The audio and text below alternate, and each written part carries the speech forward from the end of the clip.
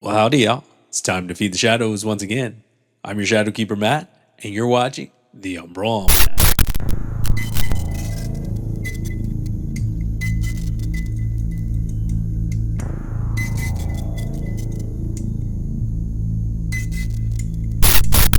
This week, we've got another batch of indie horror titles with demos that you can play right now. These games really showcase the creativity and the competency that's out there in the developer pipeline at the moment.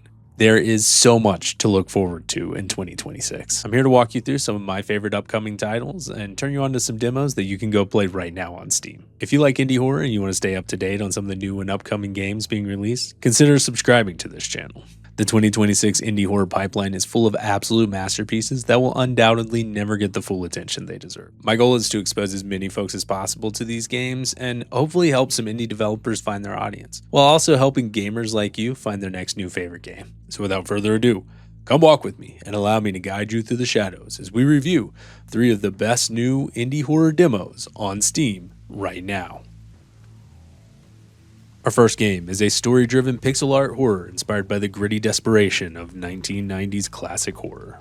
In The Road to Dust and Sorrow, you play Catherine, a resourceful young woman doing everything she can to protect the only thing she has left, her daughter, Ava. You'll fend off zombie-like monstrosities with limited resources and desperate odds, all while unveiling the truth of what happened to ruin this long-forsaken world. The story is beautiful and tragic and manages to convey a sense of desperation that is only compounded by the lack of resources and the persistent threat of conflict. The subtlety of the soundtracking layers together a seamless score that highlights the despair that penetrates the story, while the well-written dialogue provides a radiant contrast that grounds the characters and shows them for exactly what they are: humans, just trying to get by.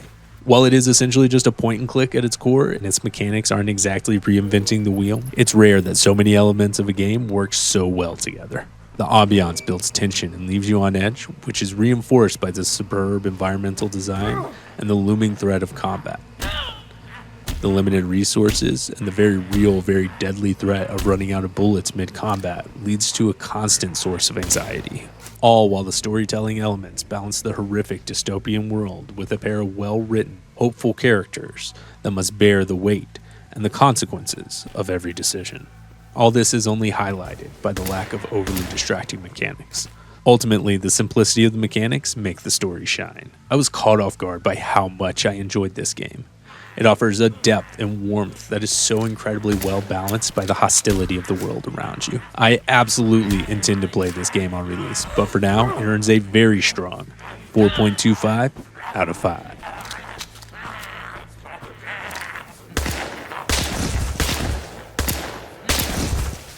Our next game comes to us from solo indie developer Crowfriend Games. The Mailroom is a cozy horror job sim that places you as the mail clerk for a small regional office of hell in Modesto, California. In this game, you'll sort the mail, burn spam, and process packages alongside your mostly friendly coworkers.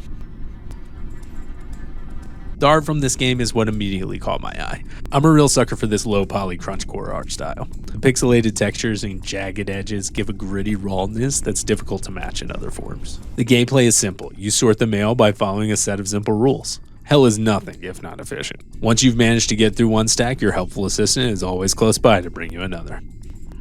The crunchy industrial aesthetic combines well with the repetitive nature of the job to cultivate an eerie coziness that seemingly opposes the real urgency of your grim situation. After all, hell doesn't accept anything less than perfection. The demo only covers day 1 and heavily limits the directory of available destinations for your mail, but it only took 1 day to get me hooked. The developer claims that the full release will contain at least 6 floors and a comprehensive background story of what's happening in your building. But this demo acts as a short proof of concept that shows just how much potential this game has. As the cozy horror genre grows, this game is in a fantastic position to emerge as a serious contender in the space. It even offers a helpful boss mode for working from the office. Control B? This dev really did think of everything. Where it stands, it's impossible to accurately judge the plot. The demo doesn't do much more than introduce you to the basic concepts of the game. Sort the mail, flush the toilet, don't talk to that guy. The game finds itself very much in the realm of the Papers, Please genre. And outside of the Charlie Day core vibes, this whole box is Pepe Sylvia! and some mildly spooky moments, I don't see much there yet that really differentiates it from other games like it. In its current state, the demo earns a 3.5 out of 5, with a ton of potential. With continued development and maybe the introduction of some interesting puzzles, this game has a lot of promise. I absolutely recommend checking out this demo for yourself, especially if you're already a fan of the cozy horror genre.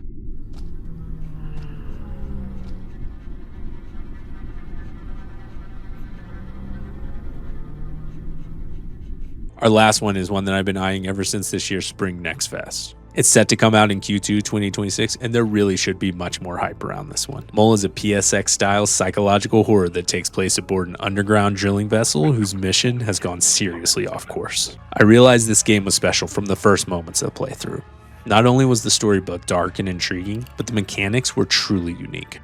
The game introduces you right away to the concept of the various cassettes hidden throughout the vessel. These cassettes, along with various analog computers, serve as the key progression mechanism and function to open doors, provide relevant information, and even process navigational coordinates. The cassettes provide a genuinely original approach to puzzles and progression. The developer even went so far as to design the menu UI around them, which provides a unique creative experience right from launch. The gameplay loop appears to be centered primarily on puzzle solving, which can often lead to a loss of momentum, but the well-crafted atmosphere and excellent pacing provide a refreshingly rhythmic flow that never really feels too bogged down in any one area. The story develops gradually through a brilliant mix of plot progression and environmental detail. Subtle environmental cues give progressively alarming context to the bizarre and unsettling story arc. Those small details combine with a well-crafted sound design that pushes you closer to the edge throughout the playthrough to create an atmosphere that becomes incrementally more hostile as you hurtle towards the inevitable climax. The cliffhanger ending asks more questions than it answers and leaves the game open for a wildly chilling story. I have very few complaints about this game. While I didn't find any bugs in the game per se, I did notice that the hitbox on certain clickable items is annoyingly small, and this led to some frustrating moments while managing multiple items. The game also seems that it could use some optimization. The graphics were just not intense enough to justify the load they put on my GPU. And before you ask, yes, it can run Crysis. But this game's PSX graphics made my PC sound like a jet engine winding up to take off into the stratosphere. Or, just like a PS4 trying to do literally anything.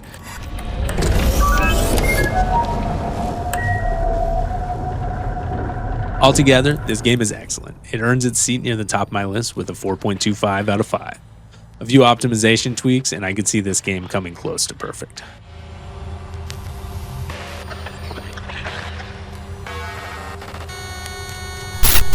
That's going to wrap it up for this batch of reviews. If you enjoyed this video and you want to see more fresh indie horror content with reviews, full playthroughs, lore, and so much more, be sure to like and subscribe.